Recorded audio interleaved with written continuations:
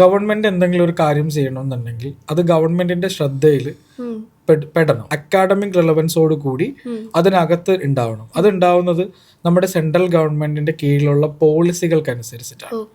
അല്ലാതെ ഒരു വ്യക്തിക്കോ അല്ലെങ്കിൽ ഒരു ഡോക്ടർക്കോ അല്ലെങ്കിൽ ഒരു അസോസിയേഷനോ ഗവൺമെന്റിനെ ബോധ്യപ്പെടുത്താം എന്നുള്ളത് മാത്രമേ ഉള്ളൂ. അതിനെന്തെങ്കിലും നടപടി ഉണ്ടാവണം. ഇപ്പോൾ സ്റ്റേറ്റ് ഗവൺമെന്റ് പോലും ഒരു കാര്യം ചെയ്യണമെങ്കിൽ അതിന് കൃത്യമായ സെൻട്രൽ ഗവൺമെന്റിന്റെ പോളിസി പ്രകാരമേ ചെയ്യാൻ പറ്റത്തുള്ളൂ. ബൈ ബർത്തിൽ തന്നെ സംഭവിക്കുന്ന ഒരു ജനറ്റിക്കൽ കണ്ടീഷൻ ആയതുകൊണ്ട് ഇതിനെ ഒരു ഡിഫറെന്റ്ലി ഏബിൾഡ് കാറ്റഗറിയിൽ നമുക്ക് പെടുത്താൻ പറ്റത്തില്ല. ആസിഡ് അറ്റാക്ക് വന്നിട്ടുള്ള വിധേയമായ ആളുകളെ കൂടി വരെ നമ്മൾ എന്ത് ചെയ്തിട്ടുണ്ട്, UDID കാർഡ് കൊടുക്കുന്ന പരിഗണനയിൽ പെടുത്തിയിട്ടുണ്ട്. പക്ഷെ ഇത് രോഗമല്ലാത്തതുകൊണ്ടും മറ്റു തരത്തിലുള്ള ഈ നിലവിലുള്ള ക്രൈറ്റീരിയയിൽ ഇതൊന്നും പെടില്ലാത്തതുകൊണ്ട് ഇതൊരു ഡിസേബിലിറ്റി അല്ല.